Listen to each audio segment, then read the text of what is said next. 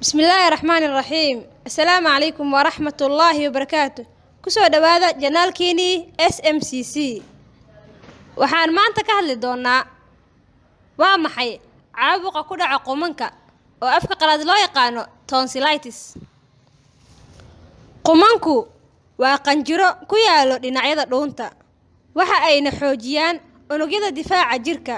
Waxa ayna ka hortagaan infekshanka ku dhaca sanbabada iyo caloosha. Mararka qaar qumanka waxa ku imaado caabuq waxaana sababa virus ama bacteria ilma aragta ah. Walow ay tahay sababta ugu badan bakteeriyadu waxa ay ka dhalataa waxyaabaha qabowga badan ee uu qofka cabo. Weligaa ma aragtay qof uu ku dhacay caabuqa qumanka? Adiguse ma kugu dhacay caabuqa qumanka? Ma isweydiisay caabuqa qumanka dhibaatada ka dhalan karto? Halkan waxaan kuugu soo gudbin doonaa calaamadaha lagu garto caabuqa qumanka ku dhaco.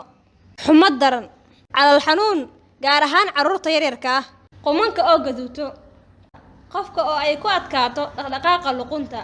Mararka qaar waxa ay keentaa codka ruuxa oo xabeeb yeesho. Calaamadaha kale oo lagu arki karo qofka waxaa ka mid ah qanjirada qumanka oo soo weynaado iyo qofka oo lagu arko af ur. Cawaaqibaha caafimaad darro oo ka dhasha caabuqa qumanka waxaa ka mid ah caabuq ku imaado wadnaha, qofka oo ay neefsiga ku adkaato, caabuq ku imaado dhagaha.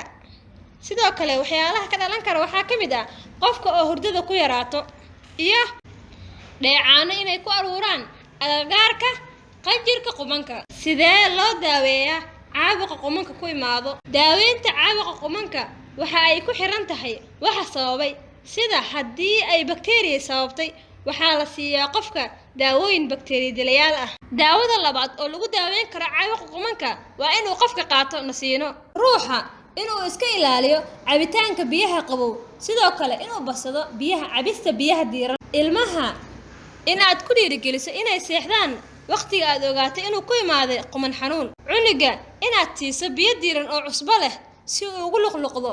Taasina waxa ay ka qayb qaadanaysaa yareynta caabuqa qumanka. Ka fogee gurigaada qiiq walba oo dhuunta ku kicin karo qufac. Waa ku mahadsantihiin la socoshadiina.